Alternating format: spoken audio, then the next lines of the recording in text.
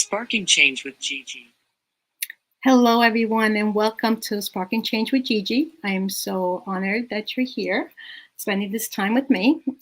Today's show, I'm really excited to talk about believing it, achieving it, and seeing it, and how our belief system truly dictates what we believe, what we feel, and how we behave, and the results we get in our lives.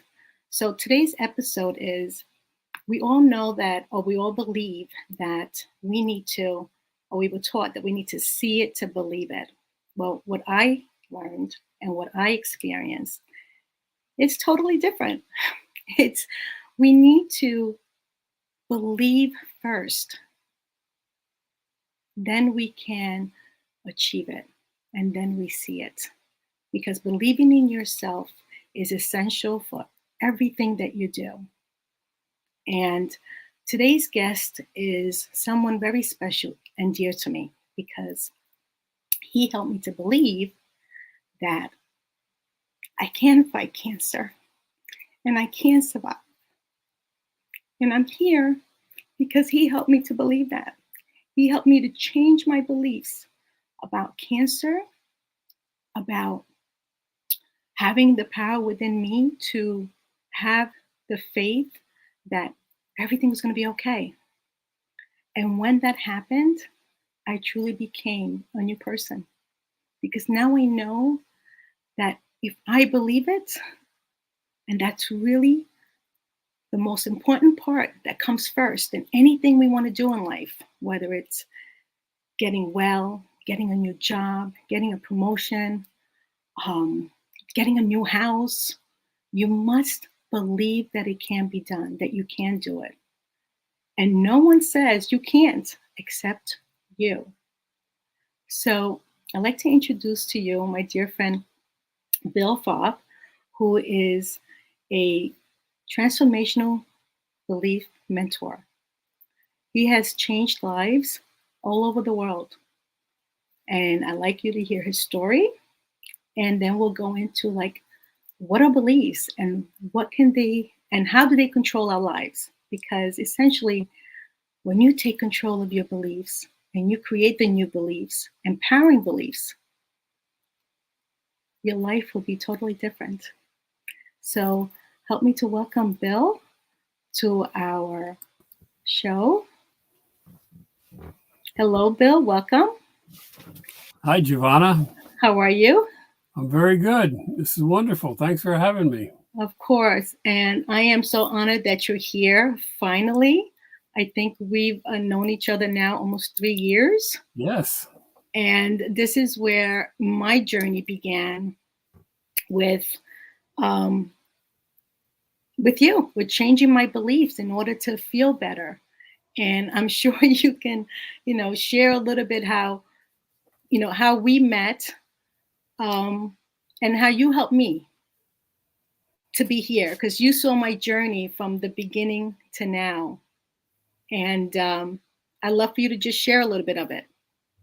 Okay. Yeah. I mean, we've been transforming our limiting beliefs and changing our sense of what's possible by changing those beliefs. And my background, I'm on a journey of personal development and healing from complex PTSD. As a child, I was beaten by my father, and I didn't realize how traumatizing it was to me. But it really colored all my life choices, my sense of self-esteem. I didn't trust men. I didn't trust bosses, and I had this thing they were out to get me. So I've always had to be self-employed, and I had self-esteem issues. If your father is beating you, then how worthy can you be, or how lovable can you be? And so I went through many years of the traditional ways of trying to improve my self-esteem and improve my beliefs by doing talk therapy. I had 20 years of modern psychoanalysis, which helped me understand why I was the way I was, but it didn't really change the emotional meaning making I had around the trauma of that event and the worthiness. And then I did 8 years of law of attraction and trying to move up the emotional scale with Abraham, and that helped some. But again, it wasn't until I found Psych K, which is a process for transforming subconscious limiting beliefs, And I was highly skeptical. I read a Bruce Lipton book called Biology of Belief. Then I read The Honeymoon Effect. And he talks about psyche and how it helped him in his life. And I was skeptical, it sounded too good to be true, but I was hopeful and prayerful that maybe this would work. So I did all my research. I watched all the videos I could, and I read the 4 books that are out on psyche. And turns out that they don't teach you how to do psyche. You have to take a course to do that, or hire a facilitator. So finally, I hired a psyche facilitator. She was in Colorado. I was in New York. She's on the phone. We were on the phone. And in one session, we were able to transform the emotional meaning making, the horror and the hopelessness and the helplessness and the sense of despair I had around the memory of being beaten. Didn't change what happened, but it changed my emotional meaning making to what happened. So what happened in this 15-minute process, basically my subconscious transformed or morphed the imagery and the memory of that into a cartoon, turned it into a slapstick comedy, which all the danger and the negative energy and the fear were just gone. Now it was an event that happened that was that you could laugh at. So for me, it was a process of, this is wonderful. I need to know more. So I've done 10 classes of psyche or workshops of psyche.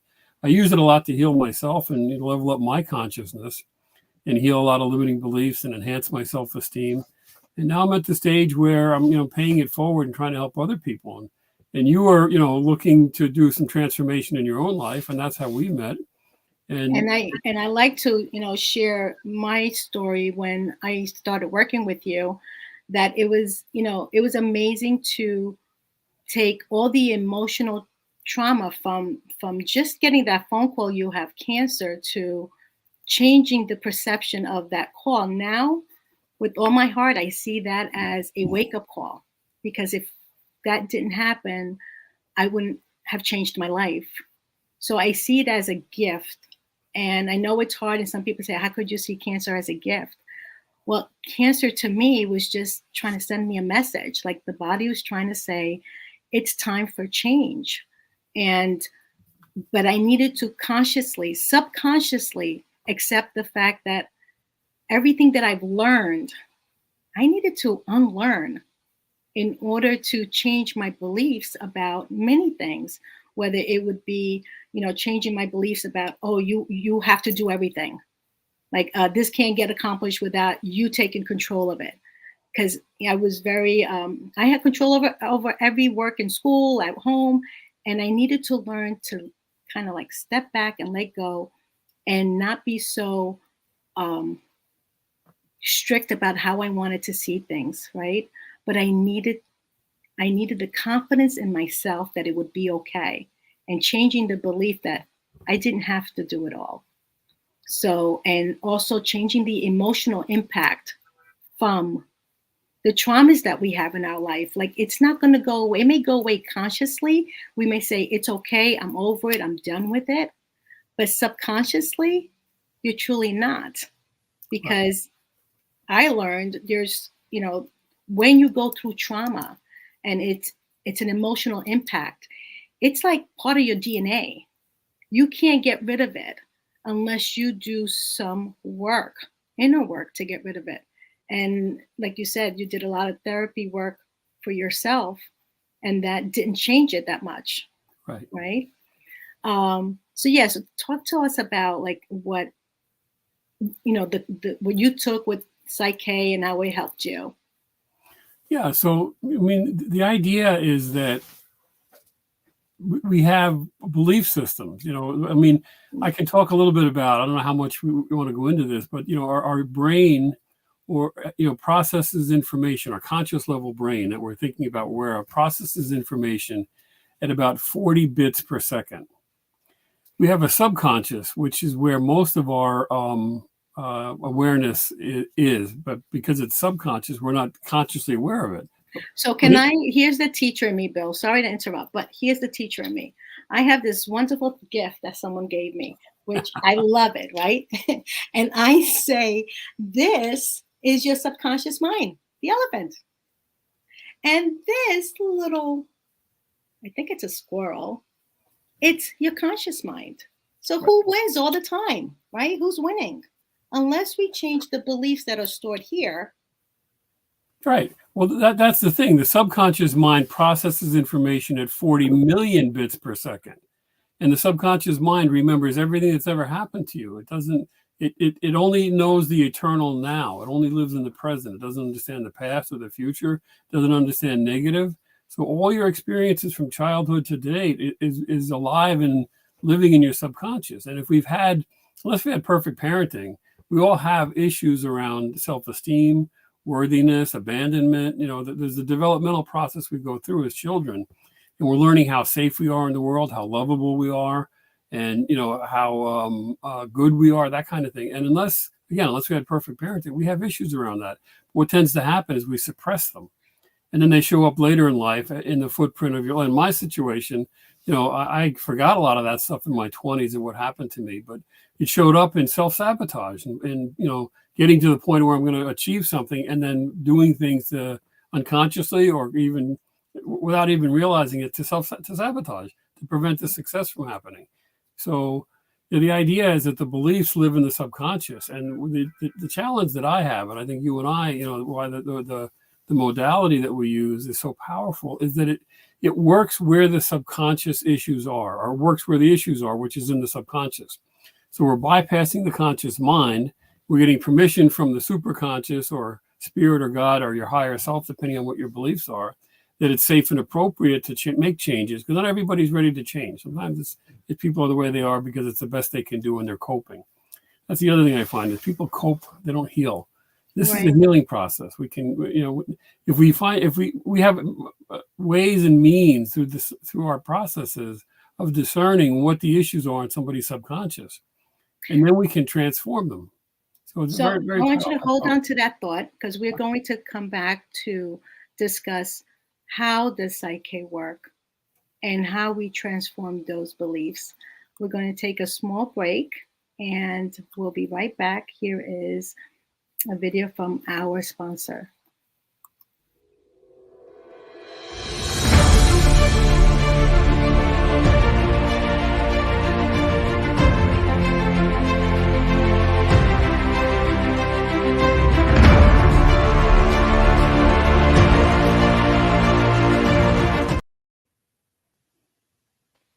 Oh, welcome back. So we're going to be speaking to Bill right now about those beliefs that are stored in our subconscious mind, that, most of them, a lot of them are limiting beliefs. And I like to get into that because, the show Believe It, Achieve It, Then You See It really comes from the foundation of our belief system. Because I know when I was set out to be a teacher, I believed it. I was going to do it, and nothing stopped me. It's like I put that in my mind, and all obstacles, like I didn't see obstacles. So I had that strong belief that I was going, even though I was working in corporate America and I was trying to, doing the transformation to become a teacher, I had it in my mind and I said to do it. Likewise, when I received that cancer call, it took me a little while, but I knew I was not going anywhere. So it was a strong belief that I had to instill within my heart. Right? Because the subconscious mind, and I want to make this clear, your subconscious mind essentially is your heart. Right? Because when we get hit with an emotional impact, the emotions are stored in the heart. When someone does you wrong, when someone hurts you, or you get upset about something that truly affects you, it's the emotional part of us that needs the healing. And like what you were saying before, it's like it's when you do the transformation of beliefs, whether it's from a perception of changing the perception of a bad situation, a trauma or something like that, what you're essentially doing is healing those emotions from that experience. That's right. Right. There's some ancient wisdom around that. The idea of guard your heart with all diligence, for out of it are the issues of life. And the heart, being the subconscious, is we have stuff that's animating our behavior that we don't not even aware of, and we think we have free will and choice, and in some levels we do, but on a subconscious level, the challenge that I had is doing the affirmations and doing the belief statements and saying all these I am, and I'm lovable, I'm worthy, I'm good enough. On a conscious level, it's kind of like the image you had with the elephant and the squirrel. The idea is that you have this little tiny dormouse or squirrel which processes information at 40 bits per second, trying to influence or control this huge bull elephant that processes information at 40 million bits per second. So how are you going to influence something like that? It takes a lot of effort, a lot of energy. But what we found with the psyche is that you're bypassing that conscious level and you're going from the dormouse right to the elephant and communicating directly with the elephant and getting its cooperation. That's the other thing that I like about what we do. It's all permission based. It's all, it's not like we're doing anything to someone. We're doing with them. And they bring to the table the desire to want to improve their beliefs. Usually it's a quality of life issue. Something's not working in your life and you're not sure why. You've tried a lot of different things. And so this is a process because here's the thing. The idea is the law of attraction, where we're vibrating at a certain frequency. That's one of the theories. So the idea is if we want to change our frequency, we got to change our beliefs. And that really stems from our emotions, right? The frequency Exactly. is our emotions. So how are we feeling really dictates our behavior, right? And we emanate that energy out, right? So if the emotions are low and you're in that state and you're in the low vibration, meaning you're feeling hatred for someone, or you're feeling whatever, sad, depressed, anxiety, those are all low vibrations. So how can we get well? Let's say if we're sick and we're trying to heal, and you're having worry, doubt, anxiety over the illness, there's truth to be said that you cannot possibly aid in the healing process if you're in that low vibration. Right. Right. The idea is the density. The energy is very dense, and that's hard to shift, and it's hard to change, and it's yeah. So can you share with me some experiences that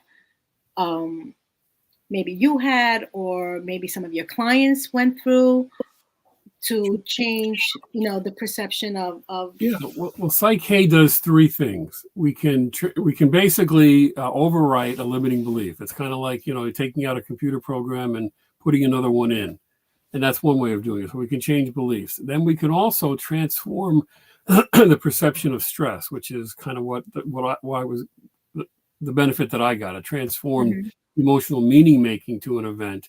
And then the other thing we can do is get messages. And this is where, like, usually the idea is that the superconscious mind or your soul or some higher self is trying to send you a message, either when it gives you a condition or a situation that you have to deal with. It's basically trying to kick you in the shins to get you to wake up and pay attention. So the idea is that, is there a message from your subconscious or your superconscious mind in what's happening in your life, and in the negative conditions that are happening in your life?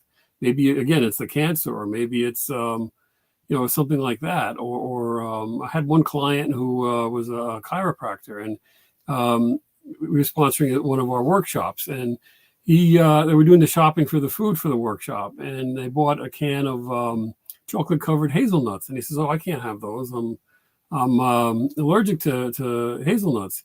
And so the question was, well, do you want to find out if you have an apparent allergy or an actual allergy? And he said, "What do you mean?" And he said, "Well, maybe you want to know." And we said, "Yeah." So through the process, we discerned that he had an issue with his mother back when he was 8 years old that translated into an allergy to hazelnuts. He dealt with the issue. We transformed the issue that he had around his mother. And the next day he came into the workshop popping chocolate covered hazelnuts with no side effects. So the idea is that we have beliefs around, conditions or situations that have messages for us. And I had another client who had, fear of public speaking, afraid to get up on the stage. And again, the idea we changed the emotional meaning making around it. So they that were up was on me stage. too. Yeah, exactly. Right. There were. Right. I mean, your transformation has been phenomenal. You're a phenomenal role model, and for everybody, in the sense you didn't want to do what we're doing right now. You didn't want to get on Facebook and do the lives, and and here you are out there, being putting yourself out there. That's Well, I amazing. tell you, the experience that I'm having, and I'm putting out there because I understand now it's not about me, right? When you do this work, you realize that you are being of service. You discover a new you. Like I have a new story. Like I am not the old person I was again. I created my own new story. But what I had to do was heal. I had to heal from not only my cancer journey, I had to heal from childhood to now. I said, I mean, my family knows this. We came here from Italy, and as young, I was in second grade. I was 7 or 8 years old, and we were scared, starting new. So we had fear within us the minute we stepped, our foot in the airport. It was like, oh my God, we're in a different place. And the fear continued on in school. The fear continued on in higher education. The fear continued on going on live on Facebook. And the fear was there because it stemmed from when I was young. We know also that our belief system, most of our beliefs are inherited, right? Right. We got it from our childhood, we got it from our environment, we got it from school, and we got it from society as a whole. And those beliefs truly, if we look from the outside and we work from the outside in, we truly get told, we do what everybody else is doing. Well, We become part of the masses. yeah, well, that's the other thing is that we have so many, we call it race consciousness. There's different ways of talking about it. Their idea is that there's conventional wisdom that says this is the way things are. And we don't question it. Most of our beliefs have been given to us because everybody else, that's just the way it is. That's right. And, so And it's like, it's common sense. The language is, it's common sense. Well, no, it's not common sense. If you question it, is it common sense for you? Maybe it could be common sense as a whole, but does it make sense for us? Can we, I knew I had to do a lot of, transformational thinking, even around, what I used to think about and why I was letting my thoughts dictate my actions, because your thoughts send a signal to your heart. And how do you feel? If you feel good, you go ahead and do it. If you don't feel good, you don't do it. But if you let the outside dictate and you say, I got to do this because everyone else is doing it, that's where the issues come. And I always say that if you're in alignment with your soul, your higher self, with what you really want to do, you're feeling good. When you're doing something against that's right. your higher self, you're not feeling good. You're struggling. So, and that's what we learned through this process, right? Yeah, yeah. That's the idea. Exactly. The negative feelings have means that something's out of alignment, not right. Positive feelings mean that you're in alignment with your purpose, with your spirit, with God, whatever with life. Whatever your belief system is. And that's an indicator where you are. Again, the challenge is, how do we change it? How do we okay. What I found is that the footprint of my life, or the printout of my life, wasn't working so well. Or I keep having these, I'm gonna, effort and try and set all these goals and get close to achieving them, and then I'd sabotage. And I didn't understand why I was doing that. And again, many years of talk therapy and all these, trying to change the process, or trying to change the behavior, but the behavior is an effect. The cause is the beliefs that we have, and the beliefs in my subconscious was I wasn't good enough, I'm not worthy enough, I'm not lovable enough. And because I was beaten as a child, I was afraid of leadership, because if you're a leader, then you're in the spotlight. And if you're in the spotlight, you're going to get attention. And in my household, my father was a working alcoholic, so you wanted to hide when he was around because you're only going to get negative attention. Right. So leadership for me was a dangerous place. I've been able to transform a lot of those belief systems.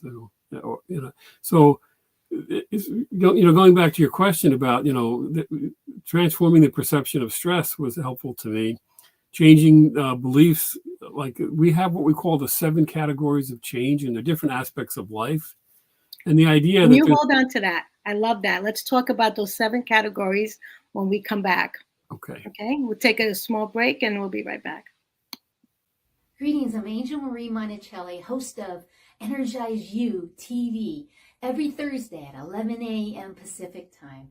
Go to Fresh Takes right here on E360 and get Reikified and energized today. That's great. Yeah, I love her. So, yes, let's talk about the 7 categories of change, because that's truly what our life is made up of.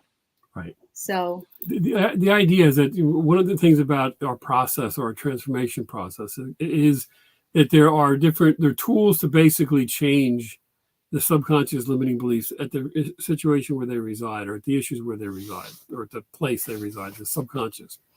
And there's about 12 to maybe 14 different, what we call protocols or procedures that we use, processes. Psyche is a do with process. It's not a do to. And the idea, as a facilitator, you're facilitating the other person's transformation.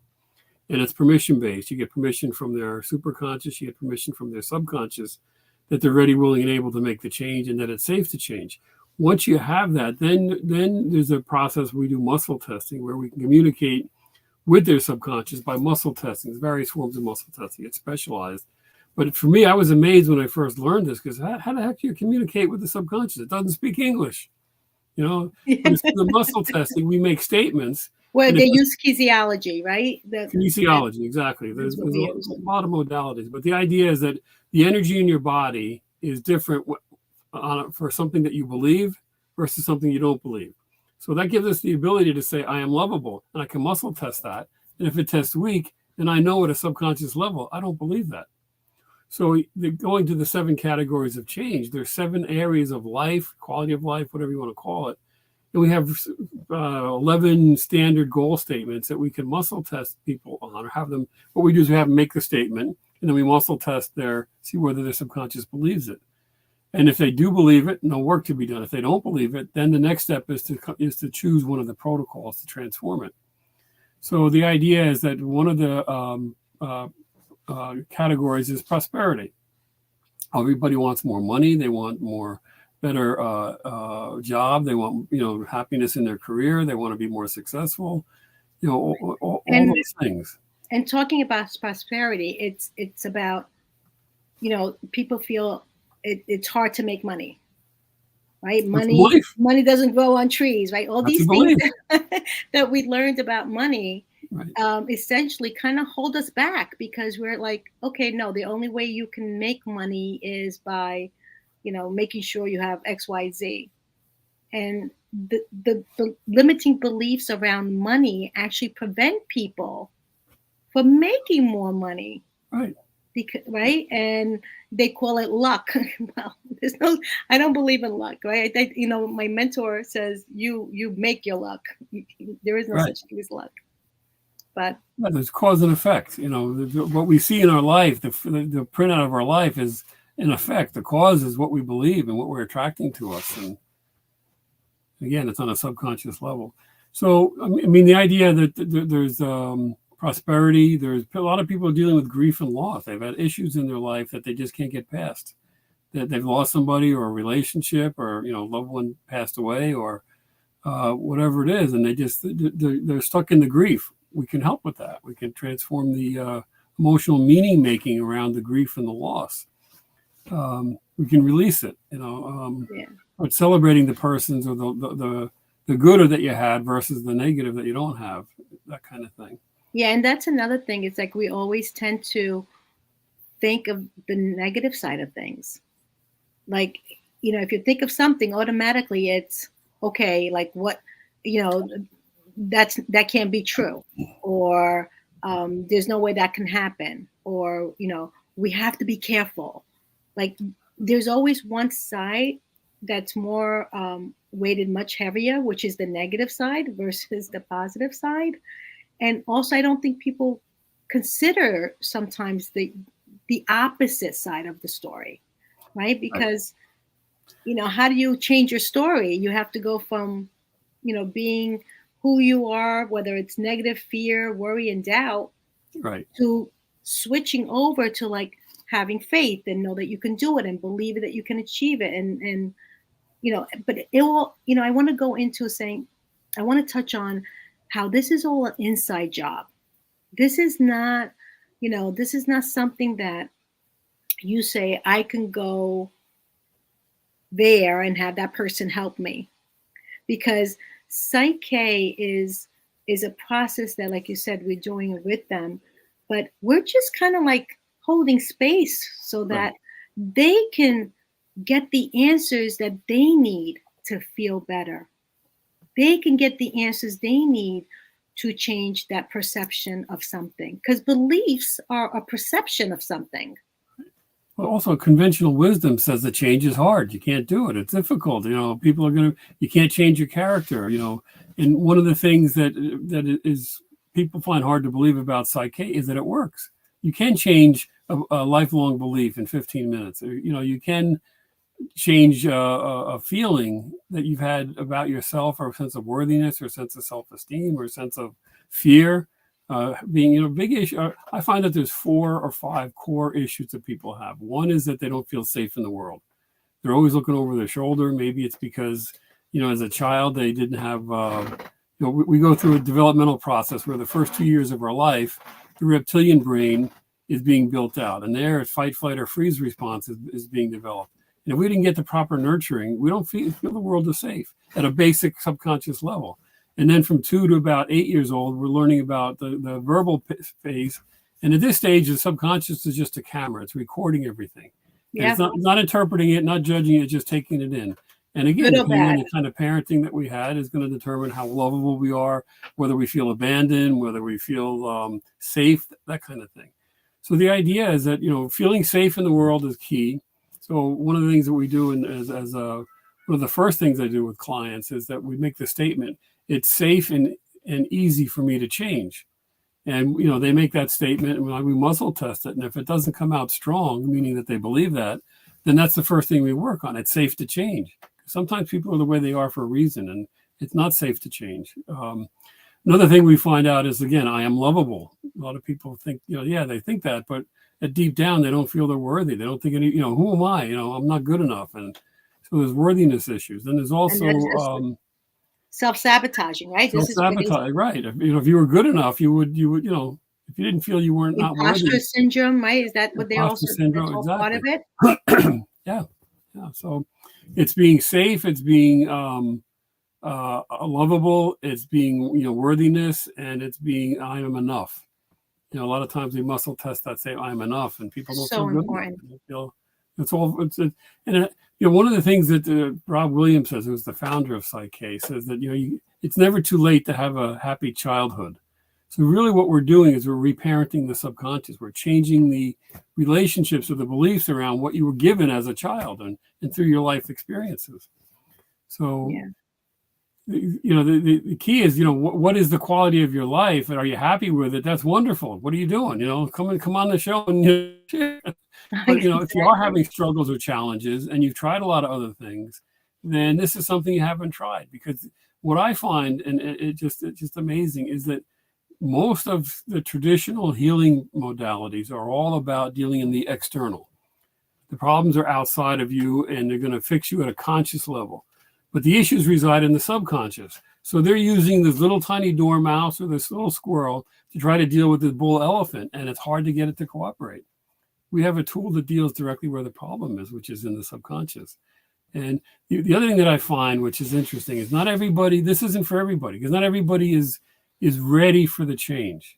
They may be having problems or challenges in their life, but they rationalize it, or they justify it, or they say, again, the problems are out there. But when you're ready to say the problems are in here, now how do I get help? That's when we can help.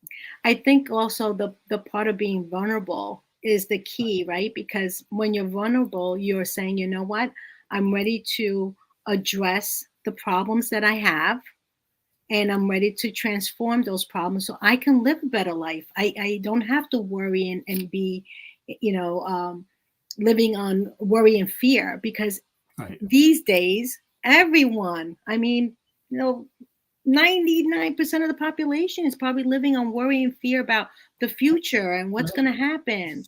So if we're worried about the future and what's going to happen, how can we have clarity in our mind on Right. how to move forward to make good choices? You're going to make choices out of fear, Right. right? And then, of course, they come back and bite you. Right. Right? Well, one of the things that makes this process work is that it's okay to be not okay. If everything's fine and dandy, again, there's nothing to be changed. But if Right. it's not fine and dandy, and you're willing to, and you're experiencing that, and you're saying, "I've had enough. I need to change," then this process can work. They kind of like, again, the idea of I forget what the terminology, but it's just that it's like it's okay to be not okay, and Right. we try to create a safe environment. That's the other thing. I have another client, and what we find is that people come in with a presenting issue or something that's bothering them, and we work on that. Our diagnostic questions are: what do you have in your life that you don't want, and what don't you have in your life that you do want? And then we just let people talk about it. Mostly they go to the negative. They talk about all the things that are wrong and not working, and how this, and that's wonderful because it's good information. Because once we know what we don't want, now we can say, what do I want? What do you want? And then we can craft, first person, present tense, short, emotionally meaningful, and positive statements that then we can test to see if your subconscious believes it. And then if it doesn't, then we can use our process to install it. So it's a wonderful process, but it starts with being not okay. Right. And also letting go of a lot of things that you are holding on to, right? Healing from things that you're holding on to, whether it be a relationship with someone or an experience you had with someone. The inner work or changing the beliefs, even about how you feel about someone, Right. Opens up the doors once you've gone through that work. And my own experience, I will say, coming from Italy, my dad was very strict. Like, we couldn't go anywhere, we couldn't do anything. So I resented my dad for that. Although I know he protected, he's trying to protect his family because we came to America and it's a strange place. But our lives were very strict, and I had to go through some healing with that, because I felt resentment against him. Mm-hmm. That Mm-hmm. part of our childhood was taken away, pretty much. Right. And once I did that, people might call it's a coincidence, but this office I have here, it's 204 square feet. It's not a big office, but it's the day that he passed away. So to me, there's a connection there. It's like I healed, and my doors are opening up where I see miracles happening in my life, because now I'm becoming the person who I'm meant to be versus the person that everybody wanted me to be. Right? So that's what the beliefs, when you start changing the beliefs that you inherited, because I now believe that if I didn't experience it, it wasn't my beliefs, right? So if I say orange juice is good, it's because I tasted orange juice, not because someone told me that orange juice was good.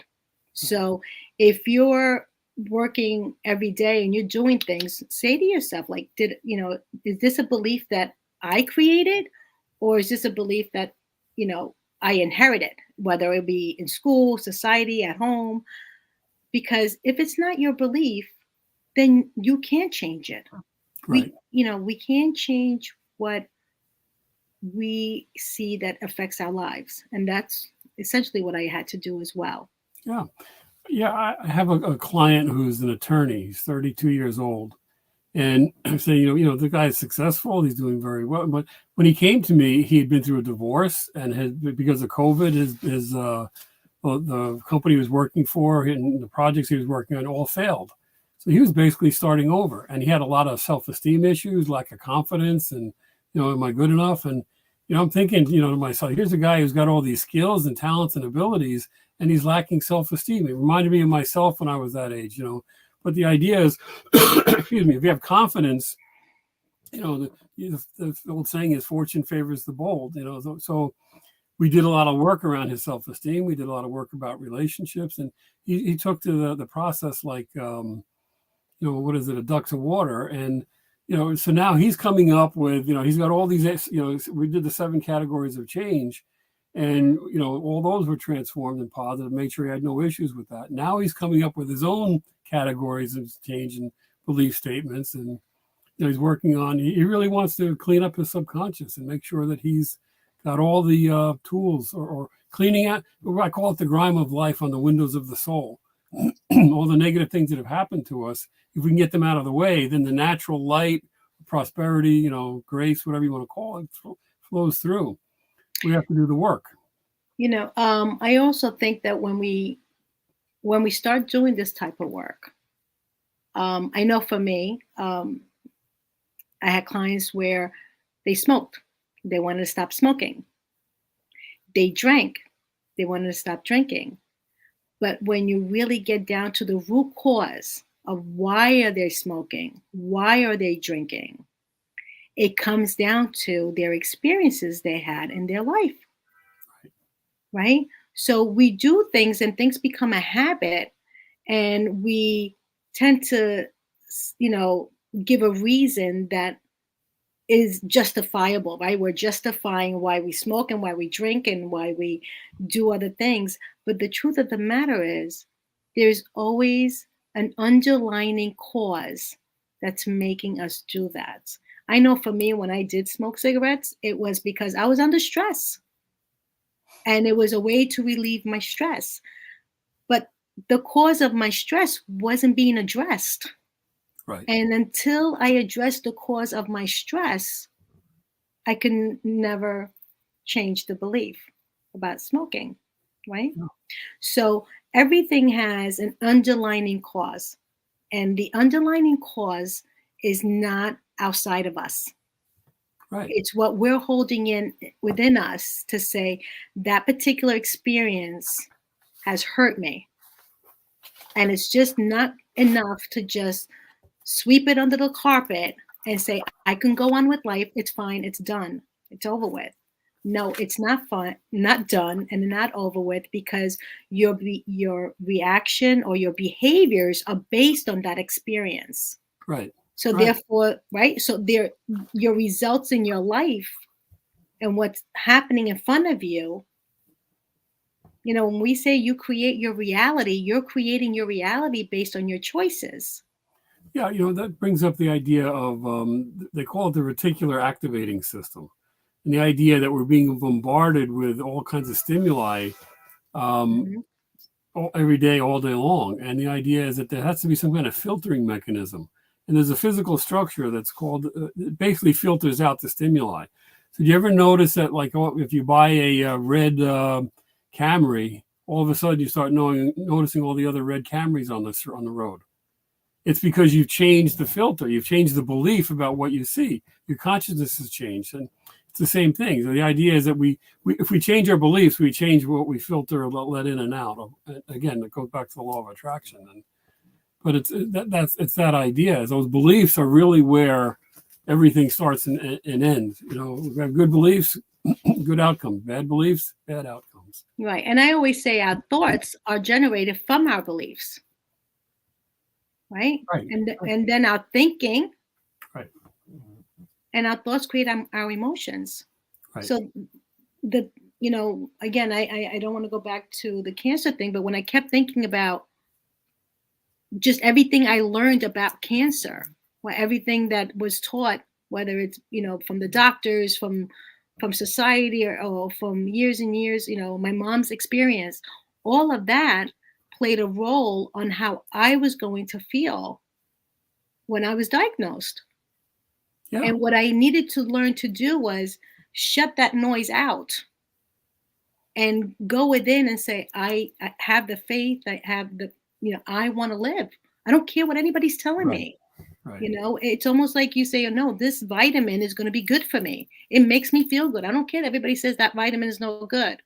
I'm going to believe that it is good for me. So it's us being very convincing to ourselves first. Well, again, you're a walking, talking role model, a testimonial to that. And in other words, the cancer had a message for you, which is you got to change your life. You're not doing what the universe, God, spirit, whatever your highest self wants you to be doing. So it sent you on a journey to transform, and you've transformed. And it's Well, again, I wasn't living a life that is no different than other people, right? My life was all about making sure the family's taken care of, work hard, do everything we have to do to be successful in life. But while we do all of that, we're neglecting ourselves. And really, in a nutshell, I look back and I say, yeah, I was neglecting myself. I did put everybody before me. I try to please everyone else first, and when you do that, trust me, your body is going to give you a message to say you are important and you need to change. But, I look straight in the camera and look at everyone who's watching this show. Do not wait for that phone call. Change your life now. If you don't like what's going on, you're the only one who can change it. You can't expect somebody outside of you to change what's going on in your heart and soul. It is your heart and your soul. So that is why I am so grateful for Bill, because he helped me to see that. And boy, once he gave me that experience, I was on a roll. What did I do, Bill? Go ahead, tell everyone, what did I do? You dove right in. I went to learn everything I could. Right. Well, you were like me in that way. Once I had that individual session with, I said, this works. It helped me. I need to know more. And, because one is I want to help myself. But after you get that healed, then you want to pay it forward. You want to help other people, which is exactly what you're doing right now.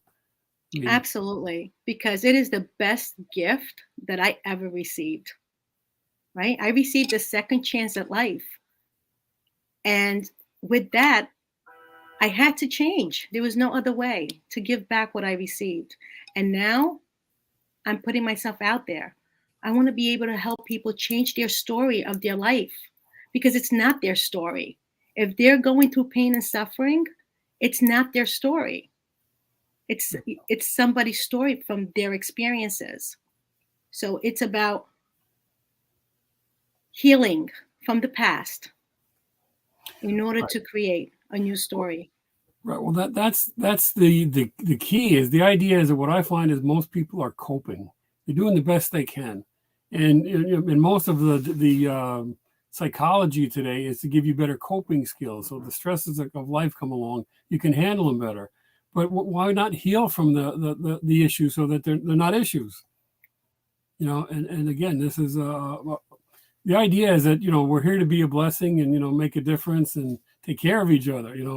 And we don't see a lot of that on the news and so on, but that doesn't change what it is. And the idea is we got to raise our consciousness, raise our worthiness, raise our, I like to say, and I don't know if Giovanna wants me to go there, but God doesn't make any mistakes. Everybody is perfect in their own you image. can say that, of course. Yeah, but we don't believe it. So touch on, because you say very well, life is happening for us, life is happening.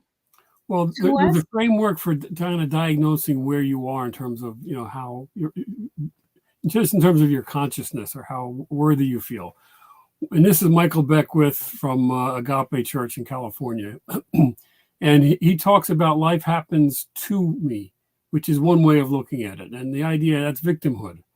And there's different levels you're a victim. Right. Everything's happening to them. Life is happening to me, my husband or my wife or my job or my boss, or, you can't get ahead, I'm not, whatever it is, the universe is happening to you and you feel like a victim. Then there's a level of consciousness where life happens by me. And that's where the efforting and the doing and where most of us live. We're excuse me, for working, we've got to get things done and, setting goals. And again, the idea of the ego and I have to do it. And so may I touch on that? What's that? On that point, we're always doing, right? That was me. Do, right? No one can do anything and continue to do. But when we look at the word human being, That word being, it's not saying doing, it's being, trying to be happy, try to be compassionate, try to be lovable, try to be confident. All the being we don't have time for. So we need to change that because Well, that's what makes us happy. well, that's exactly. I mean, that's the idea. The next level of consciousness is life happens through me. So it's not about what I can get; it's about what I can give. Yeah. And the idea you're given all these gifts, this body, this the color of your hair, your intelligence, to be a blessing, to make a difference, to help other people. But if you're in a victim mentality or victim mindset where life is happening to me, that's because you have unresolved issues, and that your subconscious traumas and negative beliefs are coloring the quality of your life. So what I find is that people at the higher end of the victimhood mentality are ready, and they're determined to change, and they're frustrated with their life, and they want to do something. Those people can be helped. But if you're not, if it's out there and you're blaming everybody else for your problems, then you're not ready to change. You don't want to take any ownership. And then if you're at the excuse me, if you're at the life happens through me, I mean by me, then I have a lot of people who are at the stage where they're successful executives, they're professionals, they're entrepreneurs, solo entrepreneurs, or micro entrepreneurs, small companies, and they have self-esteem issues, they have worthiness issues, that they have control issues and anger issues. And like me, I needed to be self-employed because if I'm going to look at an idiot boss, it's going to be in the mirror, not across the room, because I couldn't deal with the stress of that. And there's a lot of that psychology going on in those people. So the idea is that if you want to get more of the goodies of life and then be more effective and be more successful, you got to deal with the subconscious stuff. So we can help people that are doing rather well do even better. And then Exactly. there's the I guess what I'm finding is that there are people at different stages of consciousness, happiness, functionality, however you want to frame it, that wherever they are, if they have a basic intent or desire or willingness to change, then we can help. Right. But if they're stuck in their Comfort victimhood, zone, right? Comfort zone. If they're comfort stuck zone, in exactly. their Well, comfort zone that's a big and one. they don't want to make a change and they're content, there's, they're missing out on a lot because life has so much to offer when you get out of that comfort zone. But what's holding you back is all your experiences, your beliefs, everything stored in your subconscious mind, Yeah. right? Well, I have another client I'm thinking of that he's 42 years old, single, has issues with, wants to have a relationship, wants to get married, but he's the oldest of like 3 or 4 brothers, and he's from a immigrant family, and he had issues with a domineering mother who would basically not make him feel worthy, make him feel not good enough, not like a man and everything. And he also had some sexual issues when he was like 10 or 11 from an uncle who had abused him. So he had all these issues around relationships and worthiness, and and we were able to help him deal with some of that. I had another client who had been sexually abused by her boyfriend's her mother's boyfriend, and she was able to deal with some of the anger and the not feeling safe in the world around that. Yeah, So absolutely, all these experiences and traumas in people's lives that they want to hide exactly. actually are preventing them from Right. having a good life, from excelling in their careers, excelling in their life for sure. That's the challenge: is how do you get people to say it's safe to be not okay? I Wherever know. I did myself. I spent my whole life telling everybody how great and wonderful I am because I was in denial. I would call myself Right. an Egyptian. What's an Egyptian? The guy is in denial. It's a joke. Yeah. But, Well, Bill, this has definitely been a beautiful show with you because we really, are letting people know what's holding them back. Right. And what's holding them from being the best that they can be and to have what they want. And really, I hope the message is clear that, we can help. We have the tools to help people change what's stored in their heart Right. that's hurting them, and that's preventing them from either getting well, having a better life. And this is where it all begins. So the change has to begin with you wanting to change. I wanted to change. Bill wanted to change. So, Bill, how can people get a hold of you if they would like to connect with you? Well, my website is www.blbnow.com, which stands for beyondlimitingbeliefsnow.com. Or you can call me or text me at 631-896-6270. And that's probably the best way to get. Text me, let me know you're looking for me, and then I will, we'll set up a time to have a 15-minute conversation to see whether it makes sense to work together. Awesome. And of course, I do the same thing. So anyone is welcome to contact me as well. Well, Bill, thank you so much. And everyone, thank you for joining us today. We look forward to our next show, and have a good evening. Bye-bye. Thank you for joining me on Sparking Change with Gigi. I hope that our episode today has ignited a spark within you to create positive change in your own life and in the world around you. To learn more about how you can become a guest or supporter, head over to sparkingchange.now.com. If you enjoyed today's episode, please consider subscribing, sharing, and leaving a review. Your feedback is incredibly valuable to me, and it helps me to continue producing content that sparks change in each of us and the world. You can find us on various platforms, including Google Play Store, Apple App Store, YouTube, Facebook, Roku, Android TV, Apple TV, and Amazon Fire. Thank you again for watching, and I look forward to having you join me again next week on Sparking Change with Gigi.